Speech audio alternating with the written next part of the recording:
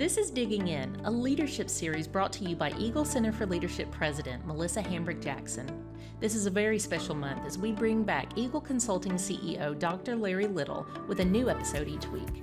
If you're new, we want to invite you to subscribe to our channel and get notifications when new episodes are dropped. You won't want to miss these episodes as Larry and Melissa dive deeper into what it looks like to cross the line. Hey everyone, welcome to Digging In. We've been talking about crossing the line with Dr. Larry Little, and we have an opportunity to continue that conversation this morning. You know, I've been wondering, what do you do at home with some of these concepts? And then, how do you incorporate some of these concepts in at work? So today, we're looking at the second chapter in Crossing the Line, and we're going to dig in to the specific pieces that make up the equation, and then we've got to talk about practical application because we all need that. So thank you for being with us again. Oh, it's my honor. I'm glad to be here and excited about our conversation today. So you are the author, you are the creator of this concept of this crossing the line and being able to have the relationship and accountability in all areas of your life. So let's go through and let's really look at, what is the equation? Let's go back and kind of break it down. So let's start with expectations. That's your first piece in the equation. Help define that. Yeah, and this whole thing is really about the whole crossing the line. It is about creating a culture in your home, a culture in your relationship with someone you truly care about, a culture in your business, and it's really important that we start above the line. We start with expectations because if we can't set the appropriate expectation, then everything becomes not only chaotic but confusing. We have to be intentional about where we want to go. We're never going to get there, right? And we're really big sometimes, I think, Melissa, on expecting a relationship just to morph into something good just because two people are together. Two people are spending time together, so therefore it has to work. Well, that just is a recipe for disaster. Why is that? Well, because there are no expectations that have been intentionally communicated for that relationship. And let me jump in because you initially said culture, creating a culture. If it's in a marriage, if it's in a work environment, an office, a team. So you're saying part of expectations leads into creating a culture. What do you mean by culture? What do you mean by a culture in a married relationship? Yeah, it's a great question. Culture is the atmosphere that two people create based on their behavior toward one another and others in their home. So culture is something that is created, and if it's neglected, it still is a created culture. It's just a neglected culture. It can be toxic. It can be violent. It can be loving, it can be passive, it can be aggressive, it can be healthy, and we get the cool thing about this is, Melissa, we get to decide the culture in our home. We get to say, hey, these are the expectations that we're going to have for each other. We're going to agree on this, and then we're going to prioritize. We'll talk about that in a minute, and then commit to that. And when that recipe happens, then we're aligned. And perhaps the most important thing in any relationship, professionally or personally, both, whatever, if it's a team or if it's a home, perhaps the most important thing is that everyone involved in this relationship is aligned. If they are aligned, focused, aligned in the same thing, that gives the foundation, right, to create something really healthy, really special in a marriage or a family, really productive and powerful in a business. Why? Because the first step, and I'll tell you about alignment, it's the first step of alignment.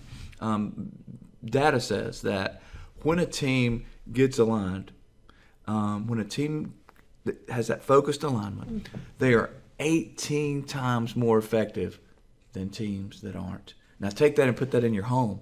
When you are aligned as a family, these are our expectations. We know this. This is who we're going to be. We are aligned in our values. We are aligned in our behavior. We are aligned in how we're going to run our home, how we're going to live in our home and manage our home.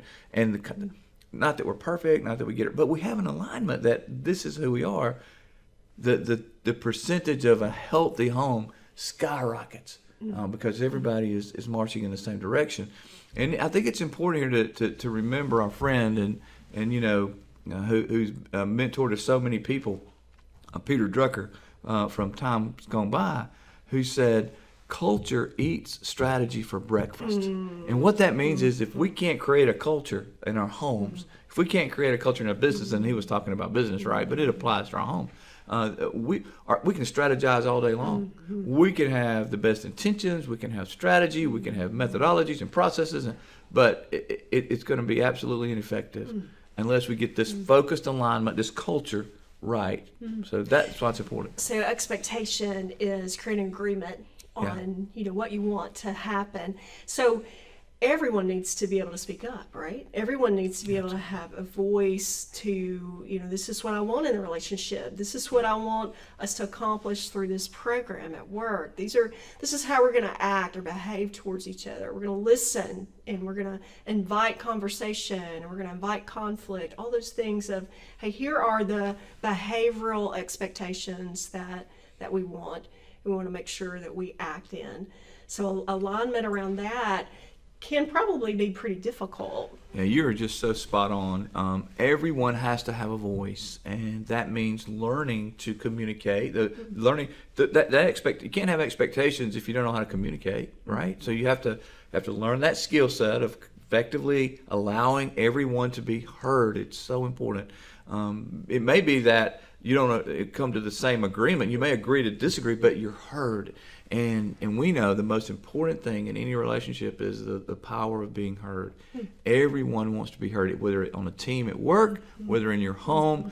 And boy, we skip over that so many times in our home, I'm afraid. We think we have the right answers with our children, and we never allow them to learn and develop that muscle of having a voice. And not always getting their way by any means, but having a voice. And it's so true. In order to set expectations, everyone has to have a voice.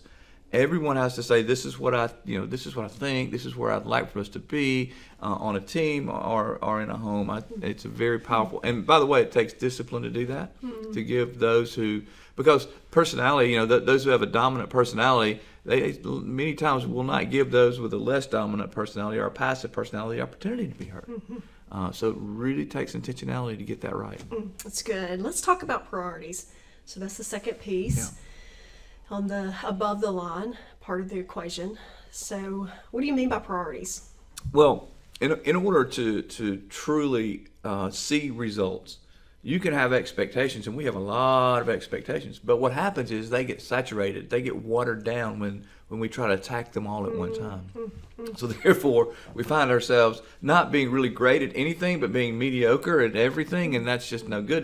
That's no chance for a successful relationship, professionally or personally, when everything is just mediocre, because we have so many things going on. And I think this is a number one killer on teams. I agree. Where you get too many goals, you get too many priorities, you get too many things to go after, and then just like you said, you can't be good at all those things, and so you begin to be mediocre in areas that you need to perform in. It's so true. And Jim Collins in his book Good to Great, didn't he say that the greatest enemy of being great is mediocrity or being good?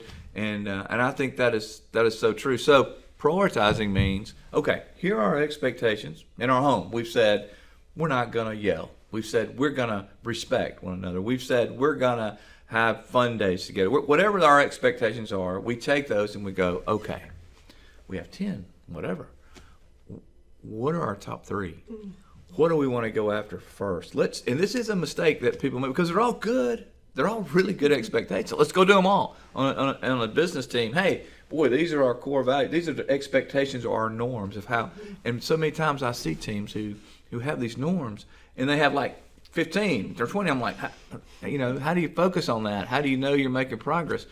And so, the idea is to prioritize 3, at most 4. Go after those successfully. Bring those from an expectation to a habit, make it so now it's a lifestyle, and then go attack the next 3. So this is not something that you do and then you stop. This is a fluidity kind of lifestyle.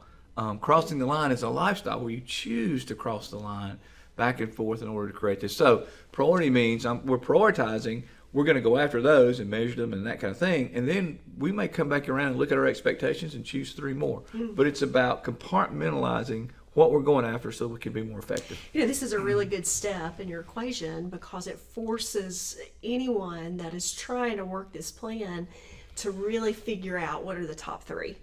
To really hone in on, what are we going to do first? How are we going to tackle this first? And really give insight and perspective to, let's do these 3 and let's accomplish this and make sure, we know what our expectations is. So the third piece is commitment. So help us understand, what do you mean by commitment? Well, it's a linchpin in the whole thing. My goodness, if I have expectations and we talk and we say, okay, we develop these and we prioritize, well, what have we really done? Well, nothing. We've gone through an exercise. We've said, okay, that's great, but without commitment, and this is where the ball is dropped so many times, because teams especially will go through this process and they'll see it as a process, they'll walk out the door and go back to their busyness, but what they have to do, and they never execute on these things. So commitment is that piece where I intentionally and tangibly say to you, Melissa, I commit to do this. It sounds kind of like, well, why do you have to do that? It should be understood. No, it really not. It puts more accountability on me if I make that commitment verbally or if I write it down and sign it. There is a covenant kind of mindset there. In our homes, if we covenant together, it means we write that down and we sign it and we talk about it and we're intentional to say, we use that word that it seems like we're so afraid of that word today, Melissa, and that is commitment. I'm committing, and that helps me to know that I'm saying to you, I'm going to persevere through good times, bad times, hard times, easy times to accomplish our priorities. Let's lock arms as a team. It just appears in our culture today that we've given permission for people to quit. If it gets hard, we'll just quit, and we see it all the time. We see it in sports. We see it even in the business community. So you're saying this is a buy-in. This is a buy-in on each person's individual, commitment. They're making a decision to be a part of this, and so this is something that each person has to do. So it's not one person making this decision, creating this commitment. It's each individual buying into whatever the priorities are, buying into whatever the expectations are. So this is that final step in above the line where you're making a decision to be a part of this. Well, this is what I'll say.